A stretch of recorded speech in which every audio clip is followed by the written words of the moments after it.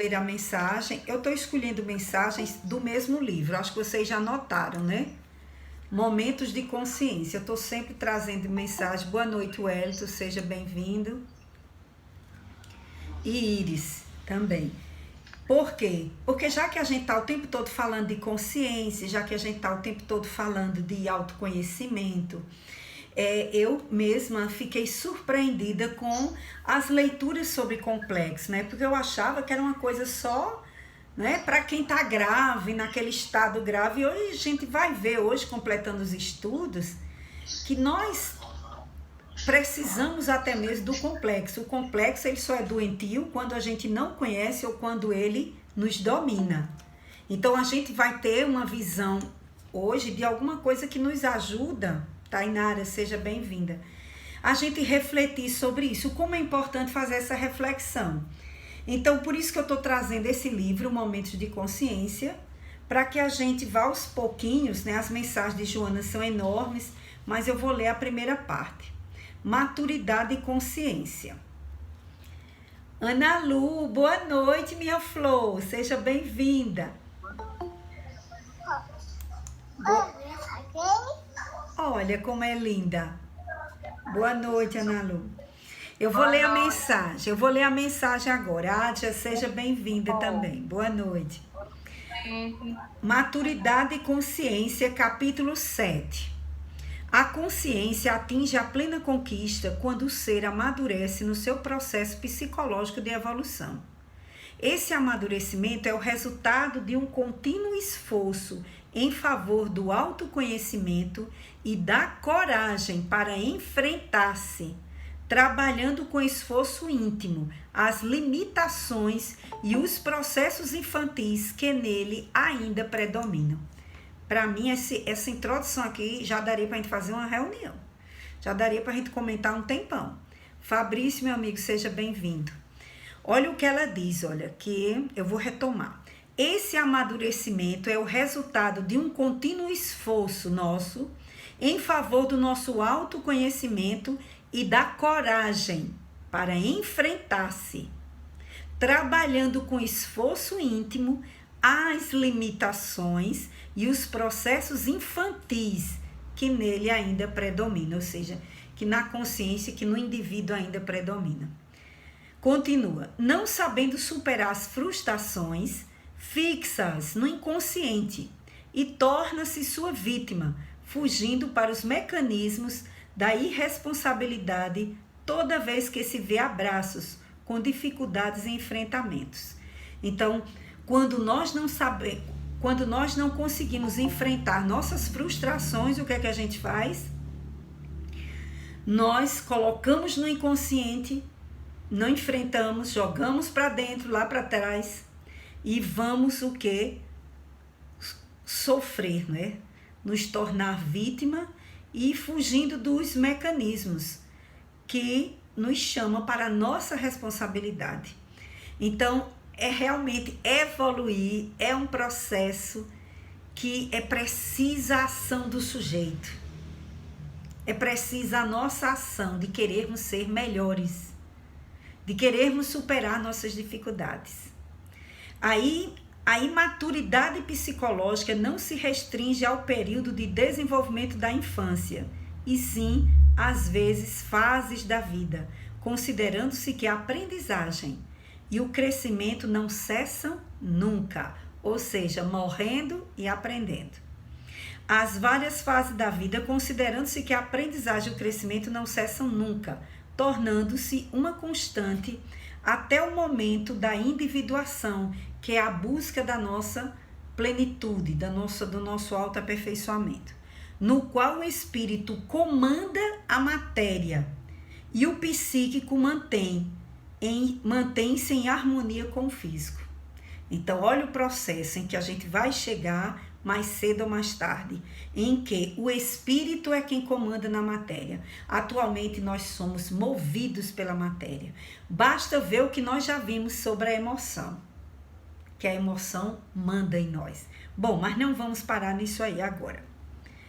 Naturalmente, Sim, perdão, tem outro parágrafo. Não seja de estranhar que indivíduos adultos mantenham comportamentos infantis e que jovens se apresentem com equilibrada maturidade, tá certo? Porque isso não depende do corpo físico, mas do espírito que nele habita. Naturalmente, o espírito é o agente da vida e dele procedem os valores que são ou não considerados durante a existência corporal. O mecanismo para o amadurecimento psicológico do ser expressa-se de maneira natural, aguardando que a vontade e o contínuo esforço para o reconhecimento das debilidades físicas, emocionais e outras facultem o ânimo para corrigi-las e superá-las. Então, o amadurecimento psicológico vai se expressar de maneira natural à medida que a gente busca, com vontade e esforço, superarmos nossas dificuldades que as reconhecemos, né? Porque eu só posso superar e lutar por aquilo que eu tomei consciência. Para terminar essa parte. As funções psíquicas que Jung classificou em número de 4, que nós já vimos aqui em estudos anteriores, sensorial, sentimental, intelectual e intuitiva, devem constituir um todo harmônico, sem predominância de alguma em detrimento da outra, proporcionando o amadurecimento, portanto, a plena realização da consciência. Então, quando nós estivermos realmente agindo de forma com a nossa consciência, sabendo o que é emoção, o que é intuição, o que é um sentimento, o que é um pensamento, e sabendo agir ao nosso favor, conhecendo, não é, essas funções psíquicas, nós vamos nos ajudar nessa autoiluminação. Nós vamos conquistando pouco a pouco a autoiluminação. O amadurecimento psicológico se exterioriza quando se ama, quando se alcança esse sentimento ablativo, demonstrando a libertação da idade infantil. E aí ela vai falar, a mensagem continua, que a criança, né, é egocêntrica, é centrada em si, ela briga, ela grita, ela se utiliza, né, até de chantagem para conquistar as coisas. Ela vai dizer que muitos de nós adultos ainda estamos assim, nessa infantilidade psicológica.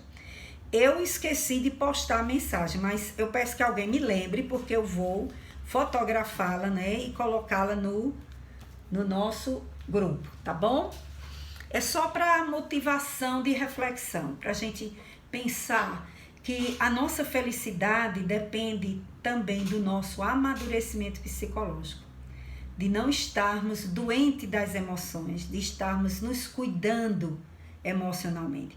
E esse momento de pandemia, a gente sabe, é um momento que provoca em nós muitos conflitos, tá certo? Então, com essa introdução, nós vamos pedir para o Wellington fazer a prece inicial, tá bom, Wellington? Dá para você fazer? Então, vamos lá, meu amigo, para a gente começar. Boa noite, Socorro. Boa noite, amigos. Boa noite. Vamos, após essa mensagem que nos convida à nossa interiorização, que nos convida a nos vermos enquanto seres de luz, repletos de energia e potencial luminoso, e assim Deus nos quis. Agradeçamos pela oportunidade de mais uma vez, reunidos em nome do Cristo, estarmos aprendendo, refletindo um pouco mais sobre nós mesmos, sobre a psicologia, sobre como podemos nos ajudar a diminuir um pouco os nossos conflitos. Senhor Jesus, amigo querido de todos nós, em mais uma noite te entregamos o nosso estudo, este momento tão querido para todos, em que nos dispusemos a nos refletir e a nos melhorar, a descobrir aquilo que nos impede de crescer. Que possamos, com a tua ajuda, Com o auxílio da espiritualidade maior que acompanha cada um de nós, obtermos êxito em nossos pequenos desafios diários, mas com paciência, com resignação e perseverança, conseguiremos atingir. Obrigado, ó Mestre, por tua bondade, pela tua misericórdia que atinge a todos nós, pela mentora Joana, que vem nos trazer essas reflexões tão importantes para cada um de nós. Nos auxilia e envolve esse povo nesta noite em seus comentários e a família de cada um aqui representado. Abençoa, ilumina e envolve a todos nós, hoje, agora e por todos sempre. Que assim seja. Obrigada, Wellington. Karina, seja bem-vinda. Bom, meus amigos, nós vamos continuar o nosso estudo da obra Triunfo Pessoal, quarto capítulo. Ainda, acredito que hoje nós terminamos o complexo de inferioridade. Virgínia, seja bem-vinda também, boa noite. Vamos retomar onde nós ficamos e vendo, inclusive, algumas coisas que podem nos ajudar a compreender melhor o complexo, né? Porque a gente sabe que complexo é complexo. Não é uma coisa fácil, né? O nome já complexo já está dizendo que não é uma coisa tão simples. Mas eu estou achando muito interessante a gente pensar sobre isso, sabe? Eu acho que a cada dia, cada reflexão mexe em nós e nos traz informações novas, né? Então, por exemplo, a gente refletiu a semana passada que o tipo de pessoa que nós somos tem a ver com todos os registros que nós trazemos, tá certo? No nosso inconsciente coletivo e pessoal, certo? Então, tudo que nós passamos, todas as vivências que tivemos estão guardadas em nós. Então, o que a gente entendeu de complexo? O que a gente viu a semana passada? Vamos resumir um pouquinho, né? Que os complexos são nossos arquivos emocionais. É como se cada emoção nossa, cada situação que vivenciamos. Então, por exemplo, Jung vai dizer que os maiores complexos é o complexo relacionado ao pai e à mãe e ao complexo de superioridade e inferioridade. Joana está trabalhando aqui o de superioridade e de inferioridade e ela se detém mais no de inferioridade. Que isso caracteriza, né, os seres humanos. Todos nós temos complexo. Aquela história da gente dizer, fulano é complexado, não só ele não. Todos nós temos complexo. Por quê? Porque o complexo, ele na verdade, ele é neutro, certo? Ele é o arquivo de nossas memórias, de nossas emoções. Então, se eu tenho muitas emoções boas sobre maternidade, toda vez que algo se relaciona à maternidade que eu vivenciei, vai ficar naquele arquivo maternidade. Outras coisas sobre situações de abandono, por exemplo. Então, uma pessoa que sofreu muito abandono na infância. Então, essa pessoa vai colocar lá, todas as cenas relacionadas a abandono estão lá na gaveta abandono, no arquivo abandono. Quando ela estiver assistindo um filme, quando ela estiver numa situação no dia a dia, que se pareça com aquela situação que ela já vivenciou, vai mexer no complexo, porque ele é emocional, ele não é racional. Então, o complexo é uma coisa que tem a ver muito com as nossas emoções. Então, Jung vai dizer, os complexos são agrupamentos de conteúdos psíquicos carregados de emoções. Quanto maiores são as emoções e o campo de associação, mais forte é o complexo.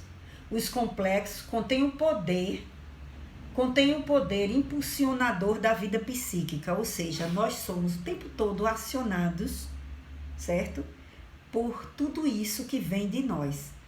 Então, se o complexo é esse agrupamento de conteúdos psíquicos carregados de emoções, então você vai ver que nós registramos sempre, no dia a dia, não tem como não fazer esses registros. Nós vamos fazê-los sempre. Então, todos nós temos complexos. O problema é, se o complexo me domina, certo? Se eu estou sendo dominado pelo complexo. Porque se o conteúdo emocional for muito grande, ele vai interferir na minha performance, na minha forma de atuar no mundo. Então, por exemplo, se eu fui uma criança exposta muito a situações de humilhação, de medo, de abandono, então eu vou desenvolver o complexo de quê? De inferioridade. Então, toda vez que alguém disser, você vai falar, você vai fazer a prece, você vai ter que ir na rua hoje comprar, ele treme nas bases e não sai do canto. A emoção que vai mexer com esse conteúdo, dele sempre ter escutado que ele não era capaz, que ele não tinha valor, as situações de humilhação que ele passou, elas vão ser mais fortes do que a consciência dele. Certo? Nós estamos na página 63, complexo de inferioridade, e vamos começar o segundo parágrafo. Eu estou revisando os conceitos para que a gente caminhe mais rápido hoje, tá bom? Se Deus quiser, a gente termina isso aqui. Então, o que é importante a gente saber? Primeiro, o complexo faz parte da nossa vida psíquica. São os conteúdos de forte bagagem emocional. Por exemplo, quando fala em mãe, o que é que você tem registrado? Falar de mãe faz você chorar? Faz você se lembrar de saudade, de coisas boas? Se lembrar de mãe, o que é que lembra você? Lembra do teste que eu falei que Jung fazia? Associação de palavra. Ele dizia, toda palavra que eu disser, você automaticamente você diz o que vem à sua memória. Mãe, autoridade. Olha o que saiu da minha autoridade, porque minha mãe era extremamente autoritária. Mudou, hoje ela é uma santa. Mas na época dos filhos, por necessidade talvez até de nos educar, olha a primeira palavra minha que saiu, se eu nem pensar. Então a primeira palavra que lembra mãe, que lembra pai, que lembra determinadas coisas, tudo isso, ele começou fazendo esse estudo por associação e aí ele descobriu que quando o drama era grande, a pessoa parava na palavra, demorava a dizer. Muitos até choravam, outros ficavam desesperados. É como você está falando com a pessoa tem complexo. Por exemplo, quando a gente defende mais um time, tá ali nosso complexo, né? Você não aguenta ninguém dizer que seu time não presta, você não aguenta ouvir ninguém dizer que sua religião é ruim. Tudo isso tem a ver com nossos complexos, com a nossa carga emocional que a gente deposita em cada conteúdo. Por exemplo, um ato falho tem a ver com complexo, está no inconsciente. Quando você diz uma coisa que esperava dizer outra, quando a gente paralisa diante de uma situação, todas essas são ações que trazem para nós o nosso complexo, tá certo? Os nossos complexos. Quando é que o complexo vai ser ruim, então? Quando ele está num nível que a gente não tem controle, quando ele nos domina e quando a gente também não tem consciência dele. Porque na hora que você tem consciência e que você começa a trabalhar, você diz assim, não, eu estou morrendo de medo de fazer uma prece em público. Mas será que é porque eu tenho vergonha de ser criticado?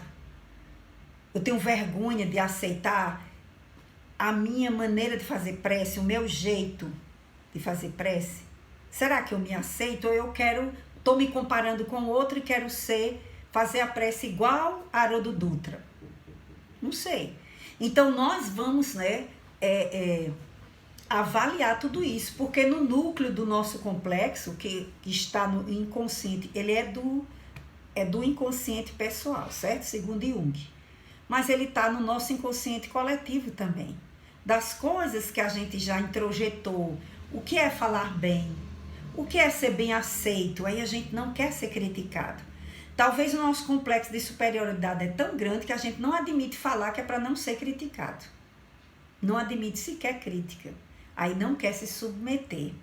Então, são muitas coisas que estão ligadas. E veja que no meio disso tudo, Jesus estava certo. Quando ele fala em humildade, os pobres de espírito são aqueles que reconhecem as suas fraquezas, que reconhecem os seus limites. Então, eu sei, meu limite é esse, eu sei fazer esse. Então, vamos estudar de acordo com o que Socorro Pai sabe, porque esse é o limite dela. Então, se eu não achar que eu tenho condição de superar isso e de enfrentar isso eu vou continuar com o complexo. E eu vou continuar sendo, né, direcionado por ele. Ele é quem vai me ditar. O complexo diz, não vai não, que você vai ser vaiado.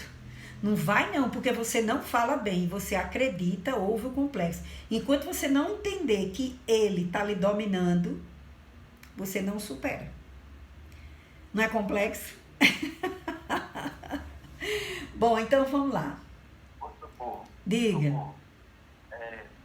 Realmente Jung é complexo, mas o que atrapalha qualquer estudante ou pessoa que entre em contato a primeira vez com esses conceitos de Jung é exatamente essa questão do complexo. Né? Na mente da gente, o complexo está relacionado a uma questão que a gente sempre escuta, fulano é complexado, né? Isso. Fulano tem complexo, quer dizer, uma coisa assim bem negativa. E como você bem falou aí, complexo em Jung, na verdade ele chamava complexo afetivo, porque tem essa carga emocional que você falou, diante de determinados conteúdos. Então tem um complexo de inferioridade, tem um complexo, né, de superioridade, e ele às vezes coloca só ser complexo arquétipo, né? Aí fala também complexo de mãe, tá entendendo? Então, isso. Complexo não tem nada a ver com complexo, ser complexado no que a gente entende do senso comum, né? Isso muitas vezes nos atrapalha de se apropriar desses conceitos de Jung, dessas coisas pré-formadas que a gente tem na cabeça da gente, e a gente se atrapalha nesses conceitos, se atropela, não compreende muito bem, mistura uma coisa com a outra, né? Mas aí as suas explicações estão realmente dentro de um caminho bacana para abrir a mente de todos nesse estudo, né? Então, na verdade, o complexo são arquivos emocionais. A tonalidade, quem dá somos nós. Então, eu também tenho um complexo de coisas boas, certo? Então, aquilo quando fala de memórias boas, que aquilo ativa em mim, é uma coisa boa. Mas, como diz, vamos tirar essa ideia de que complexo é coisa ruim. Ele vai ser ruim quando a carga emocional for muito pesada, trouxer muitas dores, muitos traumas. Por exemplo, os traumas terminam levando, se a pessoa não se curar da situação traumática, ela vai gerar um complexo traumático e vai... Toda vez que mexer naquele ponto, ela não vai conseguir, até que ela se trabalhe. E isso pode passar de uma encarnação para outra, certo? Então, por exemplo, Joana vai falar aqui na frente, eu já estou adiantando, mas vamos voltar ao texto. Joana vai dizer lá na frente que nós trazemos muitos de vidas passadas, então basta uma pessoa tocar uma pontinha, né? Às vezes a mãe disse aquela agressão por um momento lá, ela nem achava tudo aquilo do filho, mas mexeu na ferida, que está lá no inconsciente, que vem já de vidas passadas, e aí, ó, a gente deixa a emoção, né? Traz de volta aquela emoção que já estava registrada, o outro tocou na ferida, jogou o foguinho e aí o incêndio começou. Então, muitas vezes nós atiçamos, né, nossos complexos pela nossa convivência. E às vezes a gente não sabe conviver com as consequências, com esses sintomas emocionais, porque tudo que é emocional nos atrapalha muito. É muito difícil conviver com a emoção, não é fácil. Não é todo mundo que tem equilíbrio. E principalmente quando a emoção está ligada a um complexo já doentio, tá certo? Então vamos lá, vamos voltar ao texto. Alguma dúvida mais? Deixa eu ver o que é que eu anotei sobre complexo mais. Padrão central de emoções, memórias, percepções e desejos que estão no inconsciente pessoal, organizado em torno de um tema comum. Então, você imagina, por isso que Jung vai dizer que faz parte da nossa realidade psíquica. Não tem como você não ter complexo. É sua vida psíquica. Você está juntando as coisas. Agora, ele vai nos prejudicar, vai gerar dores quando ele estiver muito carregado desse aspecto emocional que a gente não conseguiu digerir. Tá certo? Então, vamos lá. Deixa eu ver se tem outro slide aqui que eu coloquei que eu achei interessante. Isso eu já falei, que todo mundo tem complexo, eles são pontos focais ou nodais da nossa vida psíquica, que não devem faltar, pois de outra maneira, a atividade psíquica chegaria a uma paralisação. Você veja, não tem como não ter emoções, sentimentos e guardar tudo isso. O nosso crescimento espiritual, depende disso. Nosso crescimento moral, intelectual, psicológico depende desses arquivos, de tudo que a gente junta. Então, eles tornam-se patológicos apenas, segundo Jung, olha como Jung é engraçado, quando pensamos não possuí-los, porque é então que eles nos possuem. Então, olha o que Jung vai dizer.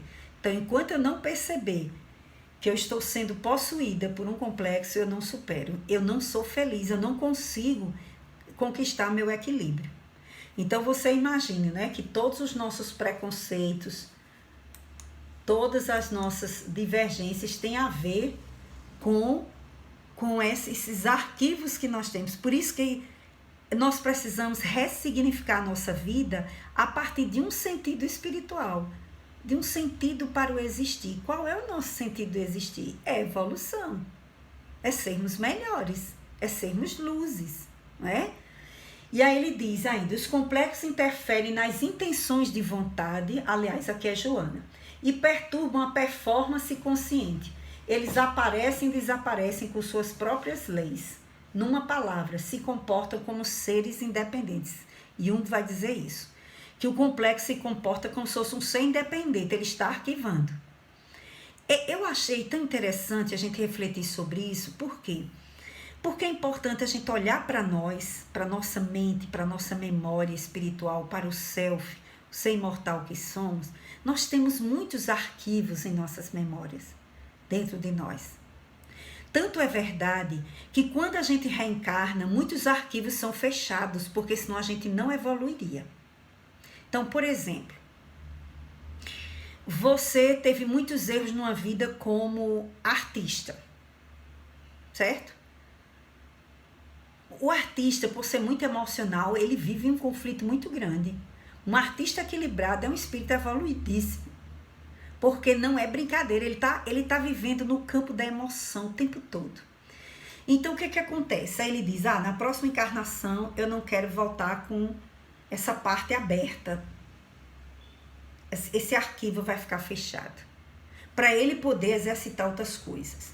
Digamos que uma pessoa tem o arquivo, né? As memórias do complexo de administração muito grande. Ele quer comando, manda. Ele tem isso muito forte. Mas ele errou muito. O que vai acontecer? Ele vai pedir para ele reencarnar. Ele não quer ser nem o presidente da sala de aula. Sabe aquelas pessoas que têm medo de ser o presidente da sala da 4ª série? Não tem gente que tem vergonha. Deus me livre, eu quero isso não. Meu Deus do céu, eu sou o presidente dessa classe. Não, eu não quero isso. Imagina. E por outro lado, a gente se admira como o político tem o arquétipo, né, de superioridade. Senão ele não chega lá não, gente. Senão ele não consegue. É interessante isso. Quem vai dar a tonalidade, se isso é uma coisa boa ou ruim na vida dele, é a ação dele. Certo? Mas eles querem administrar. Se bem que no Brasil, cá para nós, não sou eu administrar não, né? Porque o salário, as regalias, as outras coisas... Tem tanta coisa junta, né, que a gente fica na dúvida se o complexo é só de administrar. Ele chama complexo do poder. Não é? A percepção que está ali dominando, está naquela zona de conforto, né? É. Associada a arquétipo, né? Ele chama complexo de poder, porque tem toda uma carga afetiva. Isso. Que está sempre à frente. Né? E a gente precisa dessas criaturas. Só que no Brasil, né, como... a grana rola junto, aí a gente fica em dúvida se é só o arquétipo do poder ou se tem outras coisas no meio. Mas deixa pra lá, né? Eles é que vão dar conta da evolução deles. Nós vamos dar da nossa, não é isso? Mas é interessante a gente entender isso, né? Porque a partir dessa compreensão, ele vai dizer que os complexos interferem nas intenções de vontade e perturbam a performance consciente. Então, a minha vontade também tem a ver com isso. Por isso que a gente precisa ter autoconhecimento. Porque eu preciso saber o que é que está me movendo. O que é que está me movendo a fazer ou não fazer determinada coisa. Certo? Isso tem a ver com essa coisa. E por isso está tudo ligado. Olha, emoção, né? As funções específicas da emoção psíquicas da emoção, intuição, sentimento e pensamento. Veja que tudo são condições. O louco, ele perde a noção dessas funções psíquicas. Ele passa a viver um mundo interior sem mais essas noções sob muito controle. Então, é por isso que a gente tem que cuidar, inclusive, dessa nossa consciência, né? O que é que ela pede para que a gente possa se encaminhar. Verlane, boa noite. Solange, Geórgia, Raulis, que eu não tinha dado boa noite ainda. Bom, minha gente, vamos lá. Por exemplo, quando você diz assim, olha, eu agi com agressividade naquela hora, parece que eu não estava em mim. É o complexo que mandou em você, certo? Ah, eu não estava em mim quando eu disse tudo aquilo. Na verdade, o problema acionou a ferida. Eu também, sabe, quando o complexo é traumático, já está num conflito, já está numa situação muito grave, quando mexe na ferida, aí você não tem controle. Dói demais e você reage. E nós geralmente reagimos de forma inadequada e que vamos nos arrepender depois, certo? Então, essas reações agressivas vêm do nosso complexo. Nem sempre é do obsessor, não, porque tem muita gente que diz, fulano parece que estava incorporado nele mesmo, no complexo dele, no conflito dele. Não tem como a gente estar botando culpa toda hora nos espíritos, não. Então, vamos lá. Deixa eu ver aqui. Então, uma conclusão. Se o complexo é tocado, reagimos de modo exageradamente emocional. Então, a regrinha é essa para você saber se você está agindo pelo seu complexo.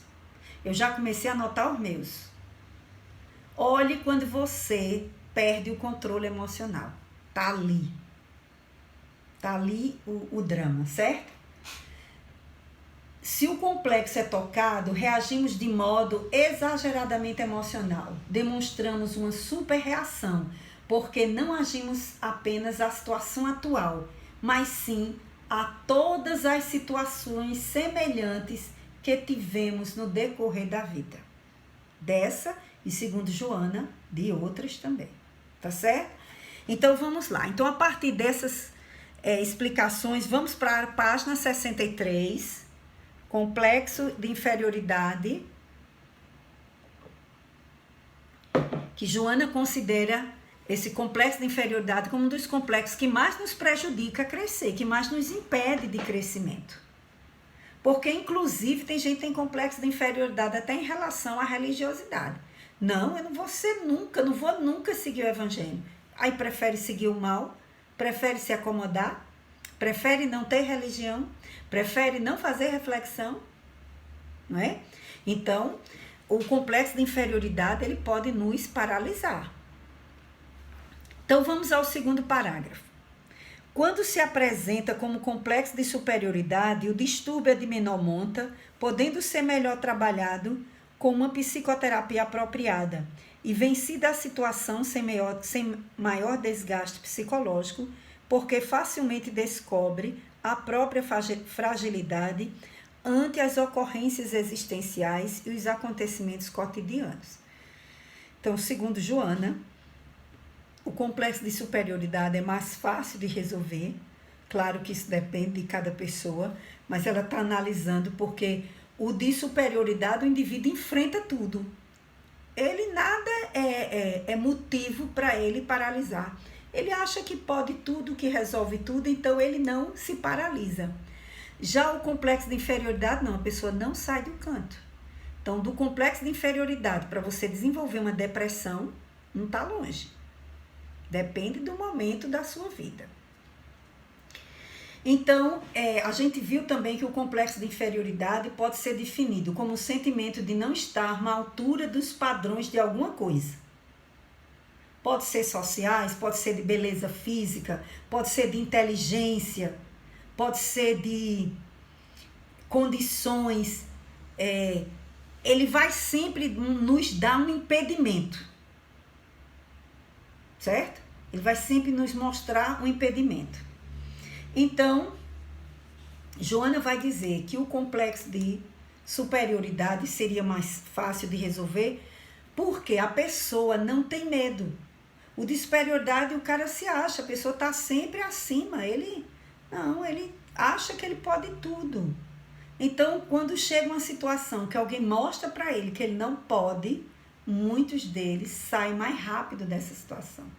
Eles têm a decepção, tem aquela fase, né, que você fica no deserto, mas você pode sair logo. Agora, o de inferioridade, como tem muito conteúdo emocional e experiências mais sofridas, de humilhação e de outras coisas, aí é por isso que às vezes se torna mais difícil, certo? O que não quer dizer que o de superioridade é fácil assim, que você vai resolver logo. Não, mas que há uma probabilidade da pessoa se recuperar mais fácil. Porque ela acorda, vê a situação e ela baixa a guarda. O outro vai precisar de muito mais esforço ainda para a gente, né, ir superando, certo? Isso no aspecto negativo do complexo, né? A gente está vendo sempre o aspecto negativo.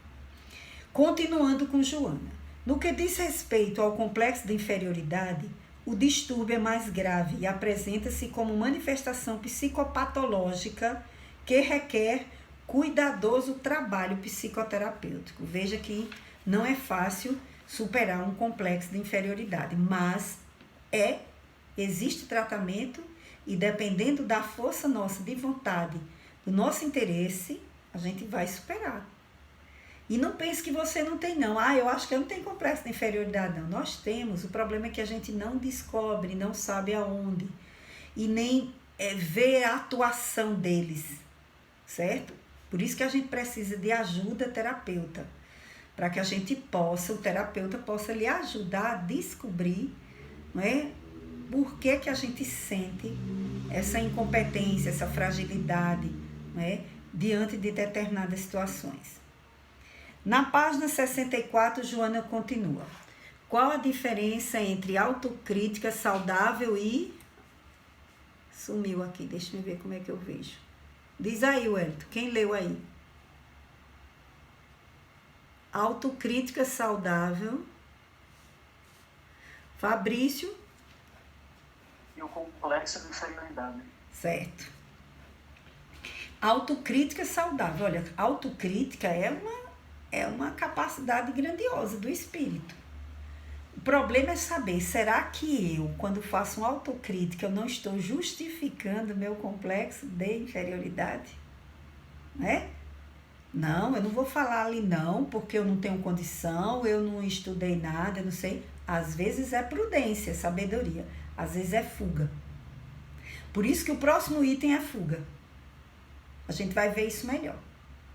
Certo? Porque às vezes a gente, para fugir da situação, a gente racionaliza. Então a autocrítica pode ser uma coisa boa e eu posso não estar fazendo autocrítica e achar que eu estou. Eu posso estar, né, racionalizando a minha dificuldade para justificar para eu não fazer. Como é que eu sei disso? Pergunta à tua consciência. Qual é a intenção? Aí a gente vai aos pouquinhos. Qual é a intenção? Por que eu estou pensando isso? Qual é a minha intenção de não fazer isso? Porque a gente precisa saber. Porque muitas vezes, certo? A gente não quer fazer porque a gente tem um complexo de superioridade. Muita timidez é complexo de superioridade. Imagina.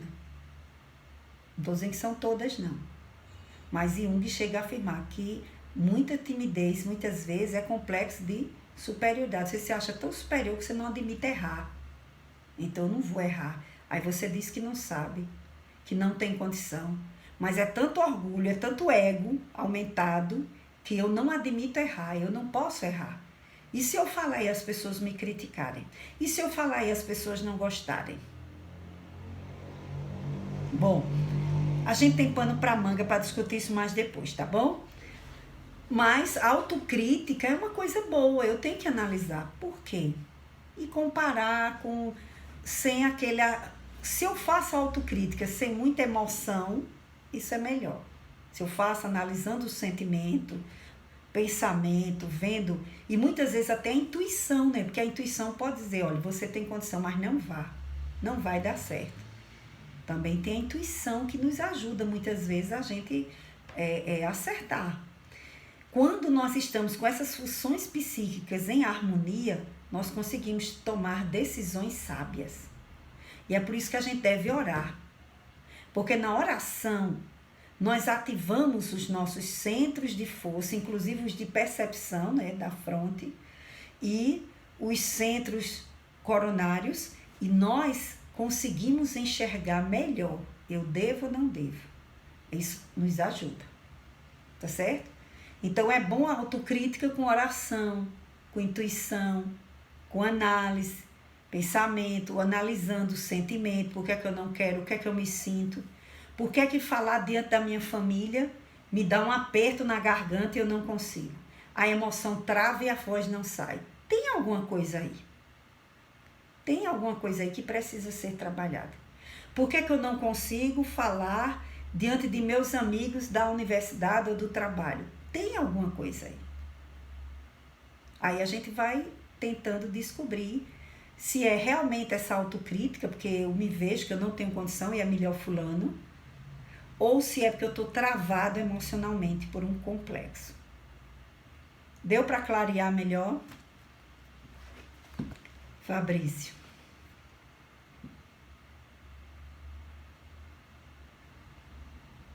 Ok. Então vamos lá, continuando. As causas preponderantes que se encontram no passado espiritual agora ressurgem como fatores familiares e sociais que muito contribuem para o surgimento do complexo de inferioridade, sua fixação no imo do ser que tanto aflige inúmeros indivíduos. É verdade, são muitas as dores que nós trazemos na alma e que nós provocamos nos outros, não é? Então ela faz que as causas preponderantes estão no nosso passado espiritual e que eles vão ressurgir agora, certo? No ambiente familiar, como fatores sociais que muito contribuem para o nosso complexo. Então, por exemplo, você numa encarnação já tinha traumas em relação a abandono. Vamos pegar de novo o exemplo do abandono. Então, aí você reencarna numa família e essa família repete com você o abandono. Com certeza você gerou aí já um complexo de inferioridade e abandono. Você vai se sentir uma pessoa que não é amada, que todo mundo vai abandonar, que ninguém gosta de você. E há várias situações você vai se excluir porque você acha também que você não merece. Tá certo? Joana continua. Os membros dos lares desajustados e perversos normalmente elegem alguém na família para descarregar a pesada carga dos seus conflitos e infortúnios, elaborando mecanismos de perseguição, às vezes inconscientemente, repudiando algum de seus parentes e atirando-lhes epítetos pejorativos, sistemática aversão, particularmente se é alguém introvertido, que não participa da algarravia nem dos distúrbios gerais.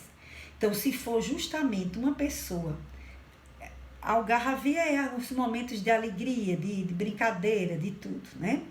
Então, se é uma pessoa mais introvertida, que não participa, aí todo mundo começa, porque é diferente, que quer ser melhor do que a gente, e começa a julgar, e começa a jogar, não é? A aumentar os conflitos dessa pessoa. E vocês sabem que tem muita gente que faz isso. Meu Deus do céu. Como Jesus estava certo, que seja o teu falar sim, sim, não, não. Que eu ficava na infância sem entender, meu Deus, como é que eu vou dizer que eu estou com fome, que eu quero água? Que eu vi isso aos 8 anos de idade e eu ficava, mas Jesus disse para dizer só sim, não, e como é que eu vou viver? Como é que eu vou falar minhas coisas? E ninguém nunca me explicava e nem eu nunca perguntei. Foi preciso passar o tempo para a gente entender que Jesus, ele fala por metáforas, ele fala por parábolas, ele fala por situações alegóricas para que a gente entenda. Dizer sim, sim, não, não é o essencial. Xingar alguém é essencial, é necessário. Colocar apelido nos outros é essencial, é necessário. Fala mal da vida alheia, é necessário, é essencial. Sim, sim, não, não quer dizer faça o que é essencial, fale o que é necessário, o que importa, o que interessa. Olha, as peneiras de Sócrates, Sócrates já falou lá das peneiras, as 4 peneiras de Sócrates, analisar se o que a pessoa está dizendo, né? Primeiro é verdade, depois se é uma coisa boa, depois se é justo, e depois se você queria que se acontecesse com você que os outros falassem. As 4 peneiras de Sócrates. É muito interessante para a gente pensar, olha o que Jesus diz. Fale o essencial, porque, minha gente, o que família faz com parente não é moleza, não. O que aluno faz com outro em sala de aula não é moleza. Como nós ainda somos cruéis, como nós usamos o verbo para detonar os outros, para só mostrar as coisas negativas. Chega alguém, aí diz uma virtude. Ai, você viu que coisa boa fulano fez? Também, com o salário que ganha, eu fazia muito mais. Olha, a pessoa está detonando, está acabando. Alguém veio trazer uma coisa boa, outro já está dizendo. Mas viu como fulano é inteligente? Também só vive estudando, não tem filho, não tem nada. Sim, mas quanta gente não tem filho, nem estuda e nem é inteligente, e nem usa bem o tempo. Não pode tirar o mérito assim dos outros. Nós tiramos o mérito das pessoas, nós criticamos, nós falamos demais. Gente, pelo amor de Deus, André Luiz diz que existe um tipo de mediunidade no plano espiritual que é o sopro curador. Só almas mais elevadas podem fazer o passe do sopro curador. E desejar e passar aquela energia. Por quê? Porque para usar o sopro curador, você não pode chamar palavrão, falar mal da vida alheia, comentar coisa que não presta, reclamar, ficar vendo só coisa ruim. Não pode usar nada da palavra. Cantar música que tem conteúdos imorais, preconceituosos, ofensivos. Chakra. A energia do chakra usada para o bem. Olha que coisa linda. A gente ainda está nas peneirinhas de Sócrates, tentando seguir Jesus, né? Esse sopro vai demorar um pouquinho, se bem que a mãe, coitada, é quem mais usa o sopro curador para a criança, né? Quando a criança cai, que a gente não tem metiolato, não tem nada ali, assopra, passa a mão, né? Só falta lamber o arranhão do guri, né? Então, a mãe, às vezes, usa muito esse sopro na infância, com as crianças na infância, né? Isso é muito importante. Então, vamos usar bem o nosso verbo, usar bem esse recurso divino que é a palavra, para que a gente tenha energia. Por que que uma pessoa dá um conselho, a outra escutou e não mudou? Aí vem outra pessoa, dá o mesmo conselho e ela chora e se decide mudar ou se sente aliviada. Já pensaram sobre isso? É por conta da energia da palavra. É aquilo que Mahatma Gandhi, a mãe chegou e disse: diga à minha filha que não coma mais açúcar porque ela está diabética com 3 anos. Ele disse: vem aqui a semana que vem, nesse mesmo dia. 8 dias depois, a mulher estava lá com a criança. Ele olhou para a criança e disse: minha filha, não coma açúcar. Aí ele olhou para Mahatma Gandhi e disse: mas passou 8 dias para o senhor dizer isso à minha filha? Por que o senhor não disse isso a semana passada? Aí ele disse: porque eu ainda comi açúcar. A gente vive falando coisa para os outros que a gente não faz. E vocês sabiam que isso gera drama de consciência, obsessão e tudo? É a gente ficar falando e dizendo que a gente não faz. A gente tem que ter cuidado. Bom, mas vamos lá. Então aqui Joana fala da crueldade que existe na família. Claro que muitos desses espíritos estão se vingando, né? Tem gente que está descontando o passado, né? O outro lá detonou, humilhou. Aí hoje é meu irmão. A gente não quer conversa com esse sujeito. A energia dele ainda não entra. Mas não entra porque a gente não tem o que dar. Porque não era para entrar a energia dele. Quem está pleno, cheio de amor, não se enche com ninguém. Olha que coisa linda. É verdade. Quando a gente estiver cheio de amor, O outro não enche o meu saco, porque eu já estou cheio. Eu já estou pleno de amor. E ele está lá sem amor. Ele é que vai receber um pouquinho do meu saco, que está cheio, que está, já está passando da marcha. Tá certo? Então, por que os outros nos enchem? Porque nós estamos vazios. Isso é uma coisa que a gente tem que pensar. Ah, eu não aguento fulano enche o meu saco. Porque está vazio. Quando você estiver pleno de indulgência, não vai encher. Você vai compreender. E saber disso é a gente tomar consciência da nossa condição de espírito.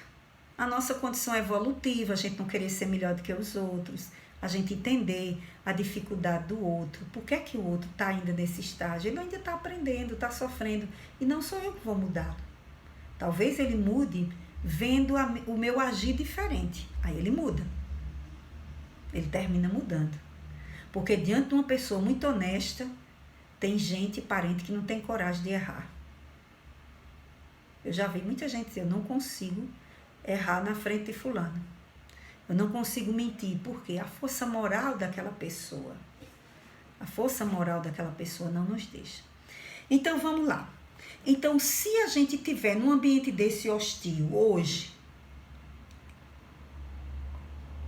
o que é que a gente deve fazer?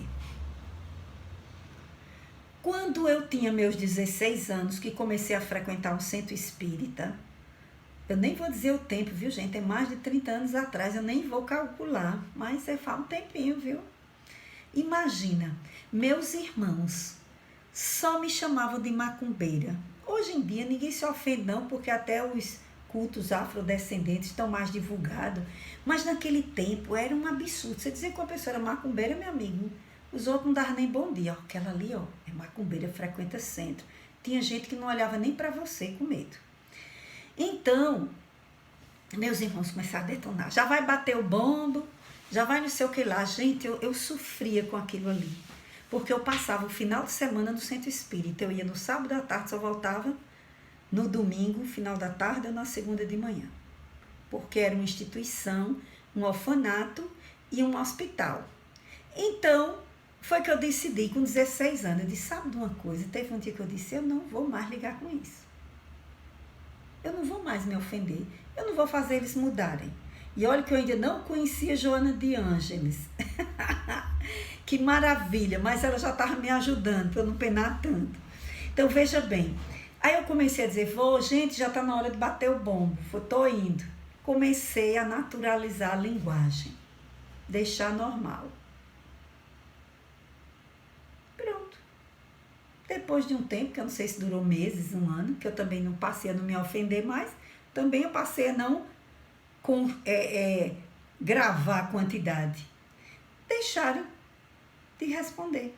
Deixaram de fazer críticas. Hoje todo mundo elogia. Olha o trabalho social, que coisa boa, né? Minha irmã, que é evangélica, já chegou até a dar depoimento na igreja evangélica. Como é que os espíritas conseguem, com poucas pessoas? Minha irmã dirige um centro espírita. Na época tinha 150 pessoas frequentando, hoje em dia já deve ter mais, nos últimos anos. E eles têm trabalho social, ela disse isso dentro de uma igreja evangélica. Eles têm sopão, eles têm distribuição de cesta básica, tem trabalho de evangelização para os jovens, tem atendimento às crianças, tem curso de violão, de balé, tem atendimento às gestantes com entrega de chovais. Ela disse tudo. Aí ela disse, por que é que aqui na igreja a gente não consegue fazer atendimento para as pessoas? Gente, eu não dormi nessa noite tão feliz. Porque não é brincadeira a gente ser espírita numa família que tem católicos e evangélicos. E a outra espírita que tinha, depois passou para a igreja evangélica. Então, assim, e minha irmã dá esse testemunho, porque para mim ela estava dando testemunho, né? Ela estava dando o testemunho dela. E eu fiquei pensando, isso é mesmo, a gente espírita se sensibiliza mais para ajudar os outros. Mas a gente tem que se ajudar também, sabe? A gente tem que começar a se ajudar, não só é ajudar os outros, não. A gente tem que começar a ver essas carências que nós trazemos na alma. Somos espíritos eternos, temos aí os mundos que nos aguardam. Então a gente não pode também ficar só distribuindo coisas e não ter tempo para pensar sobre si mesmo, para ter mais amor, ter mais paciência, ser mais solidário com a família, não discutir religião na família, não criticar. Gente, olha, não critica. É um exercício tão difícil ouvir e ficar calado. Vocês imaginam uma tagarela como eu fazer um exercício de ouvir as coisas e ficar calada. Para mim isso é difícil demais. Você ficar ouvindo. Eu não gosto de ouvir injustiça. Então se eu ouvir uma pessoa, pode ser em qualquer lugar. Se eu estiver num consultório e uma mãe estiver agredindo um filho, eu vou me meter. Pode ter certeza. Isso é de mim. Sempre fui assim. Não foi a doutrina espírita que me ensinou a fazer isso, não. Então eu tenho que ter cuidado, porque eu não aguento ver pessoas criticando, humilhando, dizendo coisas. Eu já quero ir lá. Então a gente tem que ter cuidado, porque senão a gente pode fazer bobagem também. Então é cada um se conhecer e tentar ver se a gente, né, se educa mais um pouquinho nessa questão da gente não ser um instrumento de sofrimento do nosso irmão, da nossa mãe, do nosso pai. Gente, não vamos botar defeito em pai e mãe, não. Pai e mãe não é para ouvir defeito, não, nem acusação, gente. Pai e mãe é para a gente dizer obrigado, valeu, tô vivo. A senhora não me abortou, tô aqui, pronto. Fazer isso. E irmãos, a gente já está dizendo, a gente veio como irmão para quê? Para exercitar a fraternidade, a irmandade. Ah, não, não vou na casa dele não, porque ele não vem na minha. Convide. Ah, não vou dar presente de Natal a fulano, não, nunca me deu nada. Leva um sabonete, leva um bolo, uma tapioca. Seja agradável, gentil. Você vai visitar seu parente, leva alguma coisa. A gente não tem essa cultura aqui no Brasil, gente. Eu acho isso horrível. Nós precisamos ser mais... Vai visitar o parente, leva um bolo, minha gente. Leva uma tapioquinha. Agrada. Mas não é fazer isso com segunda intenção. Eu vou fazer isso que é para eu ganhar voto. Não. É porque nós devemos dar gentilezas e alegrias às pessoas. Lani, obrigada pelo bolinho, viu? Ela levou um bolinho para Tauã, lá quando a gente estava em João Pessoa. É mais ou menos isso, Lani, que você fez. Então, vez por outra, a gente se lembrar. A Aline contou outro dia, né, que uma amiga dela, ela estava doente, a amiga... Ela estava em casa, então lá a amiga chegou, acho que foi um bolo também, não me lembro bem o que foi, que a Aline contou. A Aline está me ouvindo, ela pode confirmar. Não é tão bonito isso? Desenvolver gentileza, alegria. A gente está aí no momento político, será que, pelo amor de Deus, que as pessoas ainda estão naquela de discutir? Cada um vota com as suas condições que tem. É planeta de prova e expiação. A gente não pensa que a coisa vai melhorar porque votou em A, B ou C, não. Não pensa assim, não. Você escolhe o mais ético, o que não está fichado, o que não tem muitos erros, porque todos nós temos erros. Se você vai dizer, eu vou votar no cabo perfeito, Jesus. Mas ele não se candidata, que ele diz que o reino dele não é desse mundo. E aí? E a gente tem que ter um sujeito desse com um complexo aí de poder para estar lá fazendo algumas coisas que eu não quero fazer. Eu não quero. Eu não vim para fazer isso. Alguém tem que fazer. Então vamos escolher o menos ruim, o mais ético. Não vamos vender nosso voto, não vamos agir por interesse. Será que a gente consegue fazer isso? É um bom treinamento. Mas não discuta não com família não, gente. Não vale a pena não. Nossos laços são eternos. Não deixemos que eles se desfaçam por conta de momentos, de ideologias, de necessidades temporárias. Certo? Cada um faça de acordo com a sua consciência. O que é que a sua consciência está dizendo? Você sabe ouvir sua consciência? Bom, eu estou tentando também, estou tentando aprender nessa encarnação a ouvir a minha. Então vamos lá. Alguém queria falar alguma coisa? Posso ir adiante? Mantendo-se em reflexão ou em silêncio. Eu vou pedir para alguém ler. Vamos fazer o seguinte. Alguém vai ler até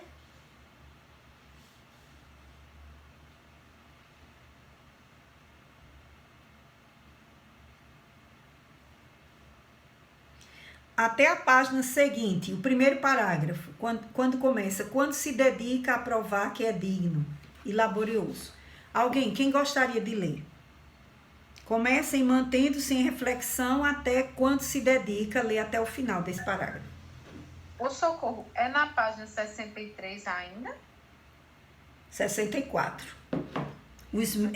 Abaixo dos membros dos lares desajustados, é o seguinte, mantendo-se... Isso, aí você vai até individuação na outra página, o primeiro parágrafo. Não, tá certo.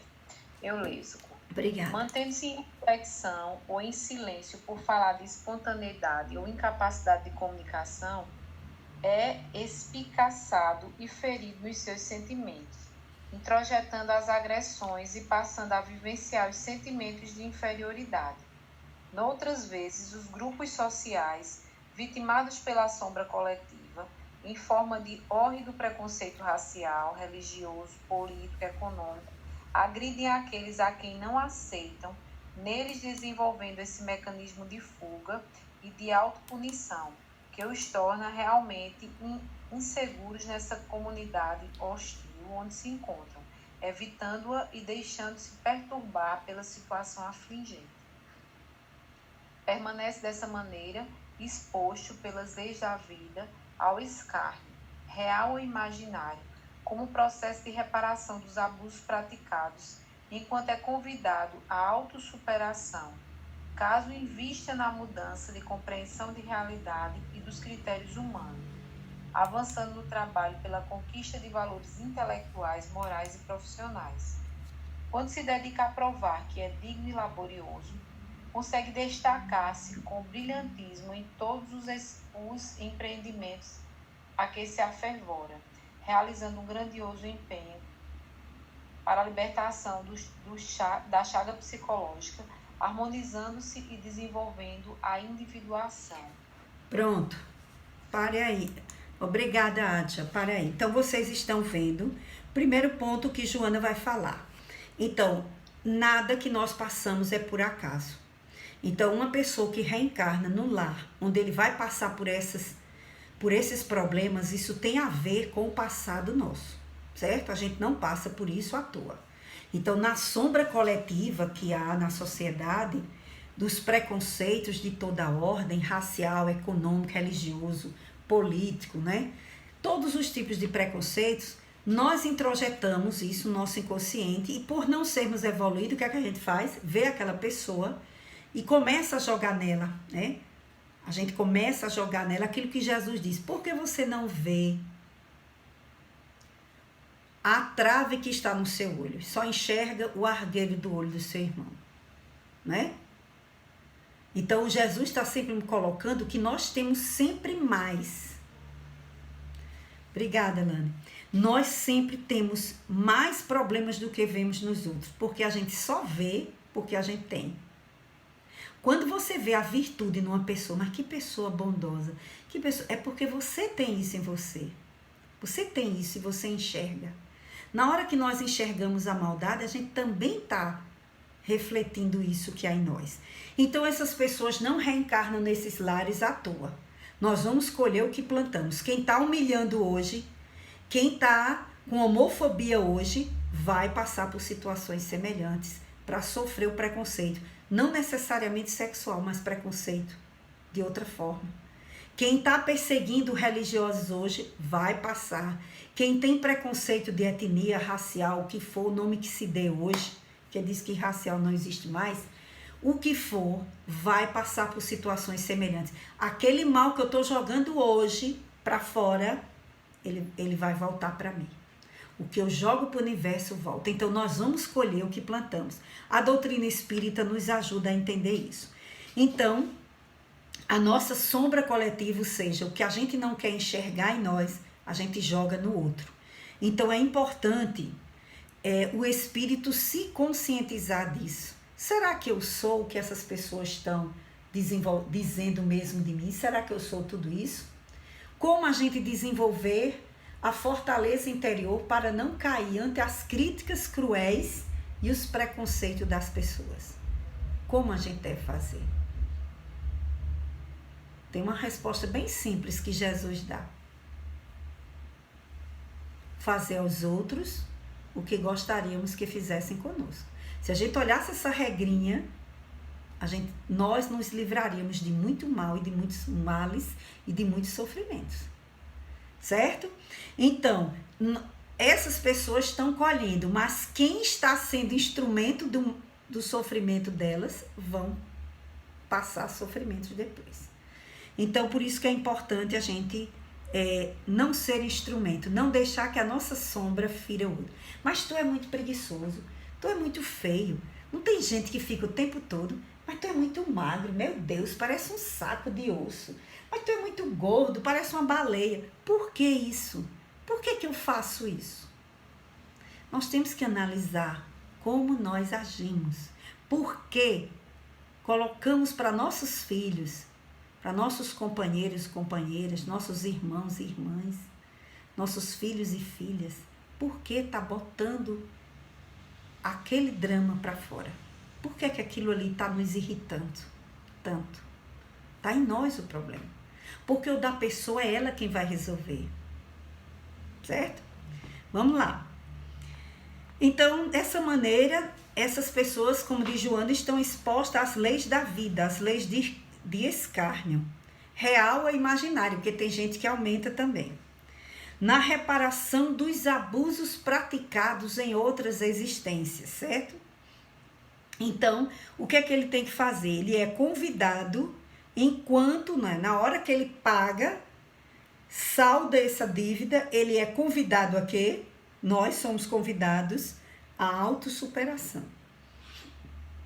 Caso invista na mudança de compreensão da realidade e dos critérios humanos que as pessoas estão usando para nos julgar. Então, como é que eu vou superar essa realidade? Como a gente desenvolver essa fortaleza interior? É quando eu decido, eu sou realmente isso que essas pessoas estão dizendo? Aí você vai começar a fazer autoanálise, vai começar a ver, eles estão exagerando. Eles não estão dizendo a verdade. Por que é que eles não estão fazendo isso? Por que é que eu estou passando por isso? Aí sim. Para que isso serve para mim? Para que eu cresça, para que eu mude, para que eu aprenda, para que eu me transforme numa pessoa melhor. Certo? E aí ele vai dizer que quando o indivíduo se dedica a buscar isso, a provar que é digno, que é laborioso, que ele não é aquilo ali, aí é que ele consegue destacar-se com brilhantismo.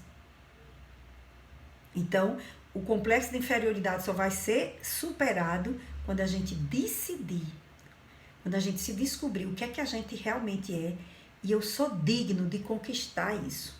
Eu sou digno de conquistar respeito. Se essas pessoas não me dão, eu vou atrás do meu respeito. Pode ser até vivendo longe delas, não sei. Pode ser até desenvolvendo uma tolerância, uma forma de viver diferente. Então, Joana vai dizer que quando toda situação de prova, de sofrimento, é um convite a quê? A nossa autossuperação, certo? A nossa evolução. Então, Joana continua. Para o cometimento da individuação, porém, isso não lhe basta, tornando-se-lhe necessário bem administrar as funções diversas do sentimento, da sensação, da intuição e do pensamento, até conseguir a harmonização. Então, você veja que as 4 funções psíquicas, nós precisamos saber utilizá-las bem para que a gente possa conseguir a nossa individuação. E a individuação aqui tendo como plenitude do ser, como ser que já se realiza, que não se fere mais com as críticas, mas escuta e analisa. Onde será que está a verdade? Onde será que está o exagero? Eu vou pedir para outra pessoa ler. Eu gostaria que alguém lesse dessa parte aqui. Seria de Cresce até o final. A parte seguinte, fugas da realidade. Até ali, o último parágrafo. Quem gostaria?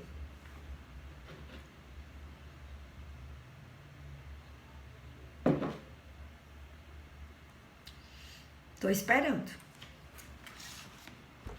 Posso ler, Socorro? Ótimo, obrigada, Wellington. Vamos lá. Seria de crer-se que o tipo introvertido seja mais afeiçoado à função intelectual, e que o extrovertido é mais afeito à sensação, que constitui realidade. Todavia, há certa predominância dessas funções nesses guerreiros que irão trabalhar demais para alcançarem a meta da sua individuação, que são rotas variadas que podem e devem ser percorridas com interesse e cuidado para o longo pauta. Uma observação espírita sobre a questão do ser introvertido e extrovertido, do complexo de inferioridade.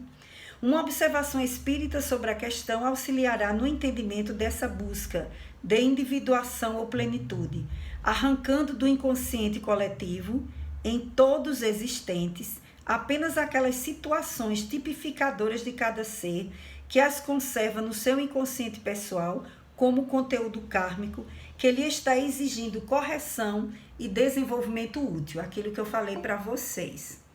Que, Laura, seja bem-vinda. Aquilo que eu falei para vocês, que há um momento em que essa busca orientada pela doutrina espírita, ela nos esclarece muito, porque a gente vai entender que nós somos um ser que temos muito mais experiência do que imaginamos. Lembra quando eu falei dos arquivos? Que ao reencarnar, há arquivos que ficam fechados para que a gente possa conseguir caminhar. Há arquivos que diz, não, nessa vida você vai exercitar tal coisa, certo? Então, nessa vida você vai exercitar as ações mais práticas. Então, aquelas atividades que não mexiam muito com isso, você pode não desenvolver. Por exemplo, como eu dei o exemplo, um artista que errou na arte, ele pode reencarnar sem se lembrar de nada daquele conhecimento artístico, que é para ele não repetir, tá certo? Então, vamos lá. Então, essa compreensão espírita vai nos ajudar a compreender essa busca, certo? E para a gente justamente se desenvolver no que a gente está precisando. O tipo introvertido sofre a função pensamento atormentado. Então, para gerar o complexo de inferioridade, o introvertido vai ter o pensamento mais atormentado ainda, que eu considero indigno de viver ou de fruir as bênçãos que se encontram diante da mesa farta da humanidade. Olha a metáfora que ela está usando, né? Então, para a gente superar, a gente precisa entender, olha, eu posso até... Quantas crianças nascem com síndrome de Down e outros problemas e são espíritos altamente inteligentes, que reencarnam bloqueados para justamente não desenvolver muito. E quantos outros têm aí o cérebro e não têm coragem de ler meia hora por dia para exercitar a leitura, para exercitar a capacidade de raciocínio, de reflexão, que não tem coragem de aprender uma coisa diferente, aprender música, aprender a ler poesia, aprender a cantar, aprender uma atividade manual, usar a mão esquerda, que não sabe se você tem ela a vida inteira, a direita você usa para relaxar. Eu vou aprender a cortar a coisa com essa mão. Então tem tanta coisa que a gente poderia, tá abrindo os leques de aprendizado e a gente se acomoda. Então é isso que Joana está dizendo. Então a consciência de culpa, ela vai adiante. Que o ser que busca, fruir as bênçãos, ele tem que achar que ele é digno. Eu sou filho de Deus.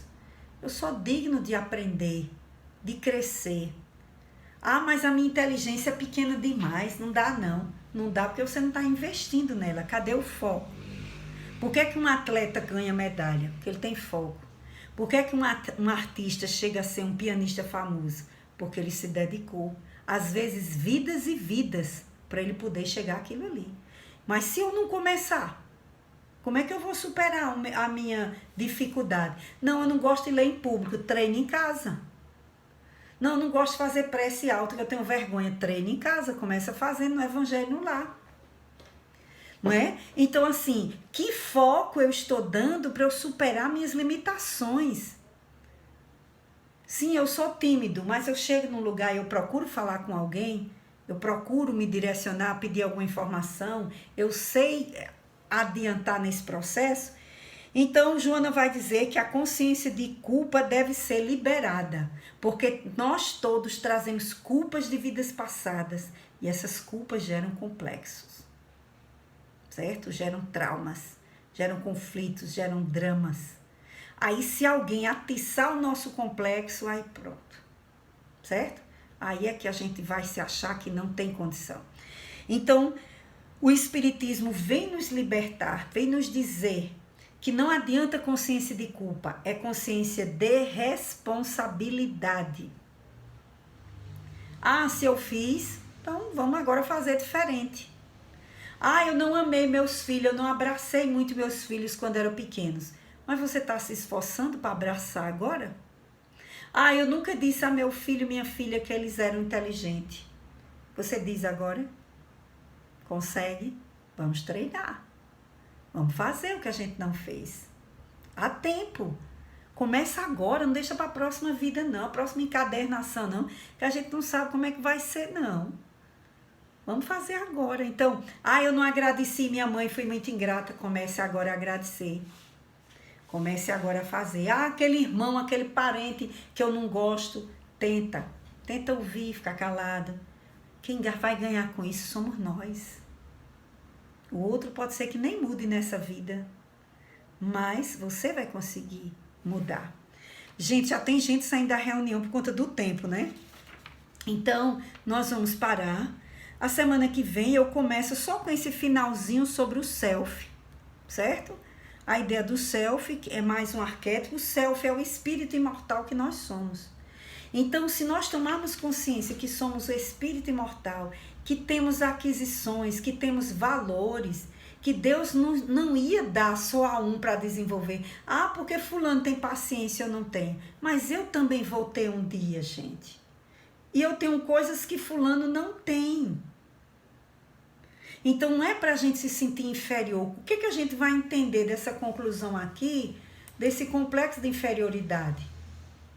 Eu tenho que começar a ver os valores que eu tenho enquanto espírito. Eu reconheço que sou um espírito imortal. Eu reconheço que Deus colocou já todos esses tesouros da alma dentro de mim e que eu vou acioná-los para eles se desenvolverem. Eu já tenho essa consciência? Ou não tenho? Como é que está a minha fé? Então o Espiritismo, como Joana diz aqui, ele nos ajuda, porque ele diz, olha, você nasceu para ser luz, para brilhar. Deixa a sua luz brilhar você. Deixa a sua luz brilhar você. Gente, essa música é linda. Então, se a gente não deixar a nossa luz brilhar, não, mas eu sou feio, não, eu já tenho 50 anos, não vai dar tempo mais não, não, é porque eu não estudei no tempo. Gente, pelo amor de Deus, quem sabe faz a hora, não espera acontecer. Vem, vamos embora, que esperar não é saber. Olha, quem sabe faz a hora, eu diria, quem sabe faz agora, não deixa para depois. É preciso a gente... Cantora nada, tá enganando aqui vocês é que estão se enganando comigo. Então veja bem, o que a gente conclui disso? Olhe para você. O que você achar feio em você, primeiro comece gostando de você. Complexo de inferioridade, a mídia tá aí botando na cabeça da gente que a gente não tem o nariz do tamanho certo, que a boca não é certa, que o nariz, a orelha, o cabelo, as pernas, a barriga, tudo, gente. Por que que eles dizem que você não tá bem? Que é para vender os produtos, gente, senão eles não vão ganhar dinheiro, pelo amor de Deus. Eles não vão ganhar dinheiro, eles têm que fazer a gente se sentir para baixo, que é para você imaginar que comprando aquilo ali você vai se sentir, Não tô dizendo que ninguém deve usar batom, eu tô aqui de batom, né? Adoro batom, passei 10 anos sem usar batom, depois eu digo, eu vou botar um batomzinho, o que é que custa? Passei 10 anos na minha vida que eu não usava nada de bijuteria, não usava brinco, não usava batom, era uma revolução danada. Mas agora eu tô achando ótimo usar um brinquinho, um batonzinho, o que é que tem? Eu me sinto melhor assim, certo? Então olhe para você, se goste. Veja que você é um espírito que veio aqui para dar o seu melhor. Você não veio aqui para agradar ninguém, nem a beleza e a mídia e das pesquisas, não. A gente não está aqui para dar ibope a pesquisas de venda de produtos ou que vendendo a felicidade, dizendo que a felicidade é viajar muito, é ter dinheiro, é isso e aquilo. Gente, nós estamos aqui para evoluir, para entender que a felicidade está em nós, no espírito. E que se eu tenho complexo de inferioridade é porque eu sou ingrato com a vida. Eu tenho que olhar para mim, para a minha vida. O que é que eu já conquistei, gente? E agradecer e louvar, como diz nosso irmão Evangelho. Obrigado, Senhor. É para louvar mesmo e agradecer. Certo? Por quê? Porque Deus nos deu a vida como aprendizado. Não é para a gente ser robô e boneco manipulado por empresas, por tudo no mundo, não. O espírito, esse corpo aqui, esse escafandro, é uma bênção. Tá no corpo físico, é uma bênção. Tá reencarnado, é uma bênção. Poder respirar, gente. Poder respirar, não tá precisando de um respirador. Poder falar, certo? Então vamos agradecer, tirar esses complexos de inferioridade. A gente pode ser feliz com o que a gente tem, com o que a gente é, com o nosso momento. Então quem se olha e vê que é capaz de mudar, de aprender. Um dia a gente tá para baixo chorando, um dia a gente tá, sabe, mas o que é que eu tenho que aprender com essa experiência de solidão? O que é que eu tenho que aprender com a experiência com tanta gente que eu não tenho tempo nem para mim? O que é que eu tenho que aprender com essa profissão, com esse trabalho, com a vida? Tudo. Não deixe o complexo de inferioridade lhe travar. Se você travar, você não vai para frente. Acho que eu resumi. Alguém gostaria de falar alguma coisa? Isso, agradecer a nossa vida. Ter confiança na justiça divina. Que se o que nos acontece não é castigo, é necessidade de aprendizado, certo? Então nós precisamos buscar ajuda, se for preciso, psicológica também, certo? Exercitar a humildade, reconhecer o que eu sou, os valores que eu tenho e não se comparar com ninguém. Acabar com essa história de comparação. A doença que você tem, eu vi um vídeo de uma senhora na internet que ela tem um caroço enorme, uma síndrome, uma degenerescência, não sei se vocês viram, meu filho até postou no Instagram dele. Ela disse o quanto ela passou, né? Até 14 anos ela não tinha, começou, já fez mais de, 25 cirurgias. E essa degenerescência continua. Gente, até para você olhar para ela, você não pode ter preconceito. Porque senão você não aguenta nem assistir. Certo? E ela tá lá falando, superando as dificuldades. Gente, eu tô aqui tentando me amar, gostar de mim, fazer minhas coisas. Aí tem vídeo dela dançando. Sabe? Tantas pessoas com tantas coisas graves para superar. Difíceis. E às vezes a gente está se debatendo em coisas menores. Não estou dizendo que a nossa dor não é dor. Porque dor não tem tamanho nem se mede. Mas sempre existe uma dor maior do que a nossa. E sempre tem como nós superar nossas dificuldades. Bom, eu vou parar um pouquinho e vou pedir para alguém falar alguma coisa. Alguém fala alguma coisa para a gente finalizar. Quem gostaria de falar alguma coisa para a gente finalizar?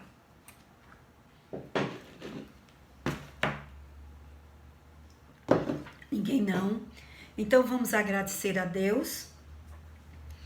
Vamos agradecer por este momento. Dona Noêmia, a senhora pode fazer a prece novamente? Vamos agradecer para a gente ter um final de semana maravilhoso. Eu agradeço a presença de todos vocês. É um prazer estar aqui com vocês. Vamos ouvir Dona Noêmia. Então, vamos elevar o pensamento a Deus em agradecimento por todas as bênçãos que recebemos em nossas vidas. Eu estava falando agora, né? Que às vezes a gente não está feliz com o que tem e quantos que dariam tudo para estar no nosso lugar, não é verdade, né? Porque às vezes a gente pensa que só a gente é que sofre. Não, todos estão passando pelos mesmos dramas, pelos mesmos problemas. Mas quando nós colocamos Deus no leme do nosso barco, a gente vai atravessando a tempestade e tendo as nossas conquistas, as nossas vitórias, né? Ser grato sempre, agradecer sempre a Deus por tudo, pelo ar, pela brisa, pelo alimento, pelo teto que nos abriga, pela companhia, pela família, por tudo que nós temos, que tudo já são conquistas nossas, não é verdade? Ser gratos a Deus sempre, por tudo. Pedindo por todos os nossos irmãos que participaram hoje do estudo, aqueles que não puderam participar por algum motivo, aqueles que também por outros motivos já se retiraram. Que Deus abençoe a todos os lares, a todas as famílias, a todos os nossos irmãos em humanidade. Agradecidos estamos, pedindo a proteção sempre da espiritualidade maior que se faça presente em nossas vidas diariamente. Com as bênçãos de São Francisco de Assis, da Virgem Maria, de nosso Senhor Jesus Cristo, que possamos ter uma noite abençoada, um final de semana feliz para todos nós.